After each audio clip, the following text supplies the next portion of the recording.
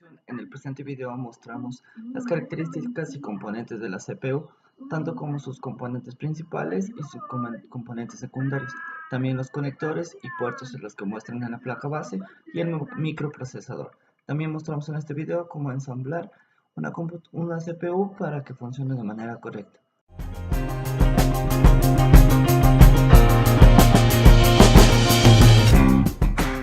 Esta es la tarjeta madre. Es la tarjeta principal en la estructura interna del computador, donde se encuentran los circuitos electrónicos, el procesador, las memorias y las conexiones principales. En ella se conectan todos los componentes del computador. Controla todos los elementos del servidor. De ella depende que dichos componentes estén bien comunicados unos de otros para garantizar el funcionamiento del sistema. Los componentes de la tarjeta madre son, por ejemplo, los chips, como puede ser el BIOS. También están los microprocesadores o el procesador, el cual es el cerebro del computador que está montado sobre una pieza llamada zócalo o también llamada slot. También está la memoria principal temporal llamada RAM. Aquí tenemos la memoria RAM, que es la memoria de acceso aleatorio. Esta se la puede poner en estas ranuras. Ranuras de expansión o llamados slots, donde se conectan las demás tarjetas que utilizará el computador, como por ejemplo en esta ranura roja y en esta ranura negra podemos conectar las tarjetas de video, de sonido, de módem, etc. Hay diferentes tipos de tarjetas madre, como por ejemplo Intel, AMD o Foxconn. En este caso la tarjeta madre es una BioStar G41D3C. En el momento de armar una computadora debemos tener en cuenta tres partes fundamentales. Primero está el procesador. Debe haber una tarjeta madre que lo soporte. En segundo tenemos a la memoria, que podríamos decir que la memoria de la computadora es uno de los elementos más importantes, que todo funcione correctamente, que más sin ella la PC ni siquiera podrá arrancar. En tercer lugar tenemos al disco duro, el cual es el disco duro es uno de los componentes clave de una computadora, ya que es el dispositivo que permite el almacenamiento de datos a largo plazo, que van desde sistemas operativos a aplicaciones.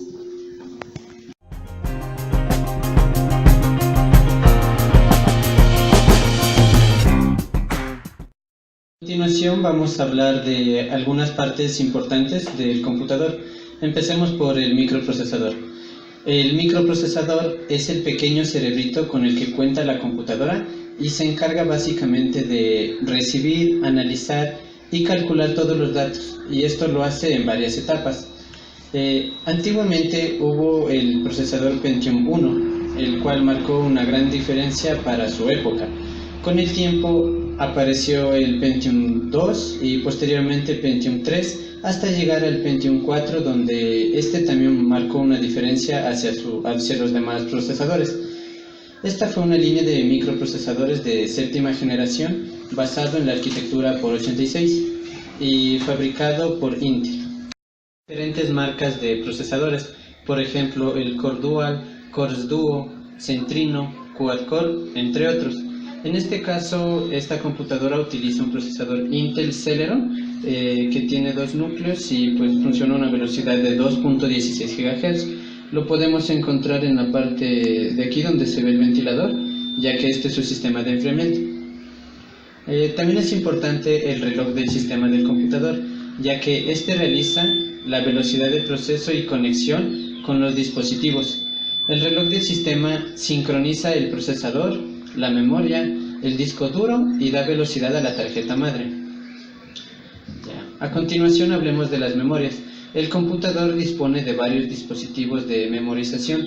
Entre estos tenemos lo que es la memoria ROM, la memoria RAM y las memorias externas, que como antes ya se habló sirven para tarjetas de video, audio, etc.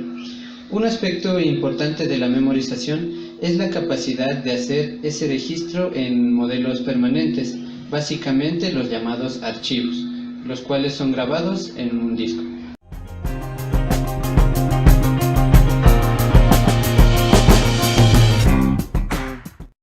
Amigos, ya habían hablado de las diferentes partes importantes del computador. Cabe recalcar que una de estas partes fundamentales es el disco duro, que básicamente es la pieza que almacena todos los datos de una computadora. Hay diferentes de capacidades, por ejemplo los de 8, 16, 32, 64 y 128 gigabytes, pero en una temporada un poco más sucesora a la contemporánea, habían discos duros de 128 megabytes, de 250 megabytes, y de ahí se va la evolución de cómo los discos duros paulativamente han ido creciendo, hasta tener discos de 1 tera que almacena 1000 gigabytes. Dentro de las marcas hay diferentes tipos, la Maxtor, la Seagate, Toshiba, Samsung y otras marcas, pero en esta computadora la que está trabajando es la Western Digital, que su puerto de entrada es un serial de lata, el cual quiere decir un sistema de función de tecnología avanzada. Buses de datos también está conectado en este disco duro, mediante el interior en el cual al interior de una computadora se transportan los datos de una forma de lata, el cual quiere decir que es un sistema de función de tecnología avanzada. También encontramos la comunicación entre los diferentes conectores de la computadora y los buses de datos, que permite la transportación de información relevante entre algunos conectores de la computadora. SATA o ATA es una interfaz de transferencia de datos entre la placa base y algunos dispositivos de almacenamiento, que es el entorno del desarrollo integrado, que controla los dispositivos de almacenamiento masivo de datos. PCI es la interconexión de los computadores periféricos.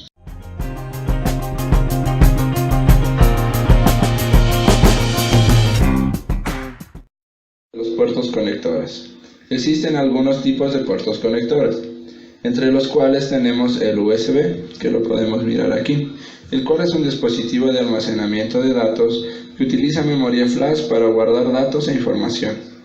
También tenemos los slots de expansión para tarjetas PCI, AGP, PCI Express, las cuales son muy importantes para extender las capacidades de la placa madre. También tenemos los slots de conexión, los cuales son conectores de plástico con contactos eléctricos que permiten introducir distintas tarjetas de expansión para ampliar las funcionalidades de nuestro ordenador.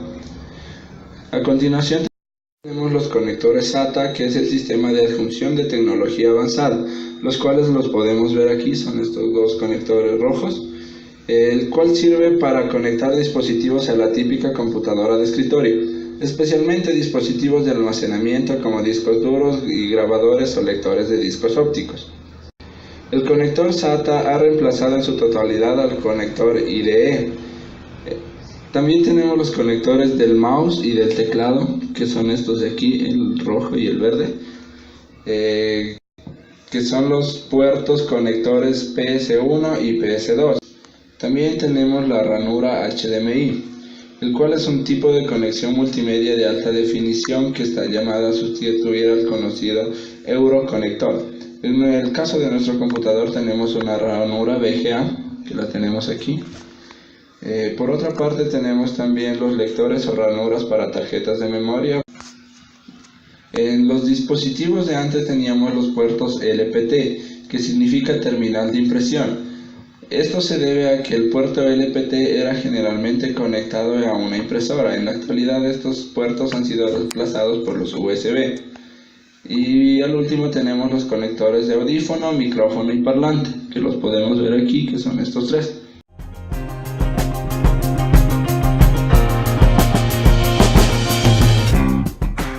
A continuación, pues un breve resumen de todo lo que hemos hablado en este video. Aquí tenemos, como podemos observar, la tarjeta madre, que como su principal componente podríamos indicar lo que es el microprocesador. Acá tenemos la memoria RAM, el disco duro, nuestra disquetera, lector de DVD y la fuente de alimentación.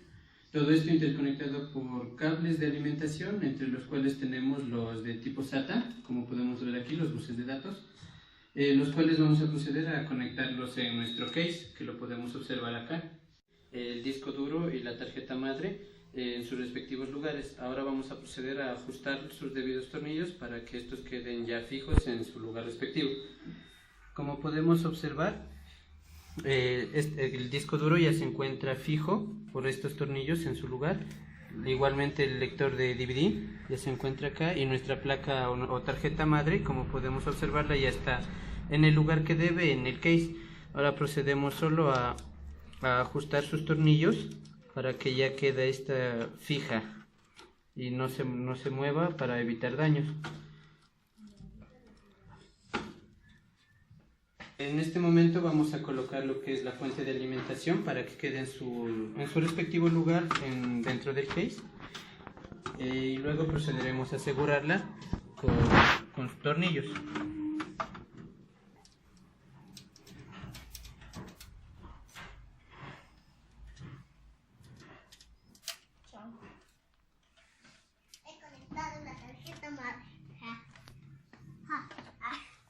En este momento acabamos de asegurar lo que es la fuente de alimentación y ya con todo en su respectivo lugar vamos a proceder a conectarlo. En este momento vamos a conectar lo que es la memoria RAM en sus respectivas ranuras. Como podemos observar en la tarjeta madre tenemos estas dos ranuras, las cuales sirven para conectar la memoria RAM. Vale recalcar que la memoria RAM tiene un lado más pequeño que el otro y pues debemos conectarla de una forma correcta según su ranura.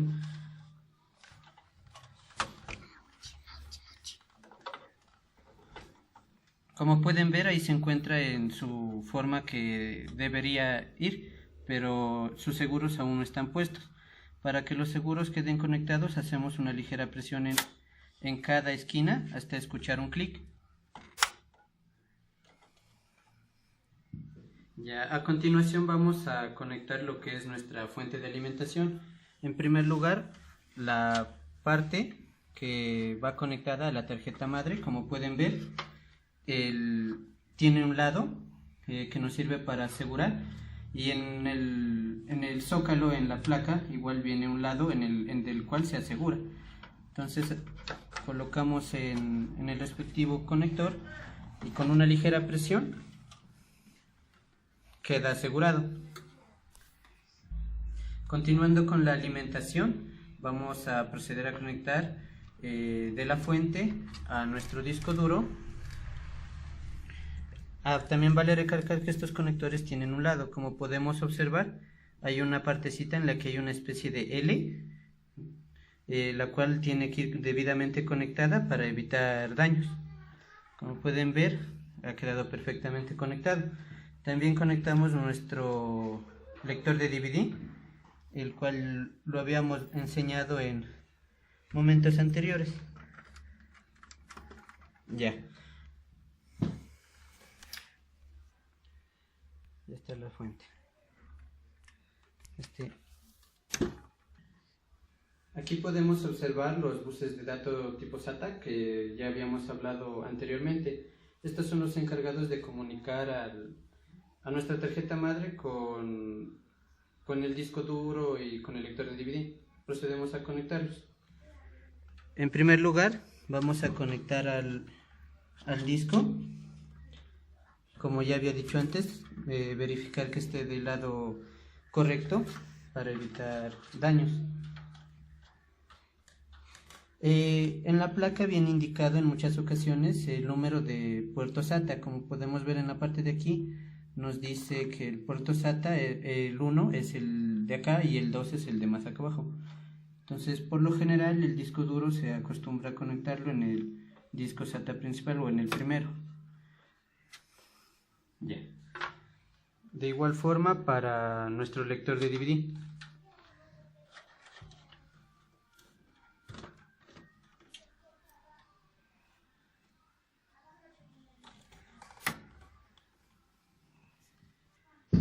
A continuación vamos ya por lo último, a conectar lo que es nuestros puertos USB frontales, los que vienen incluidos en el case, y los botones respectivos para prender, apagar, resetear el computador. Como podemos ver, este es el conector de los puertos USB y van en el zócalo respectivo de estos, respetando igualmente su lado. Ya. Estos son los conectores de los botones de lo que es nuestro power, nuestro reset, el power switch y el HD LED, que no son más para que prendan las lucecitas del CPU. Entonces empezamos por el power switch, que es el indicado para hacer prender nuestro computador.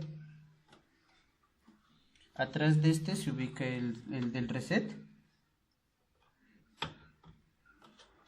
Junto al power switch se conecta el power LED, que es para las lucecitas LED, como su nombre dice, y el HD LED abajo de este. Y listo, nuestro computador ha quedado ya debidamente conectado. Ahora vamos a proceder a probarlo, que esté funcionando debidamente. Como podemos observar, ya hemos conectado el cable de energía y el cable VGA, el del monitor. Podemos observar que está funcionando de manera correcta, no hay ningún percance. Y como podemos ver, ya nos da la señal en el monitor y pues todo está funcionando normal. Vamos a proceder ya a poner los últimos tornillos, a ver que todo esté debidamente ajustado y ya a tapar nuestro CPU. Muchas gracias.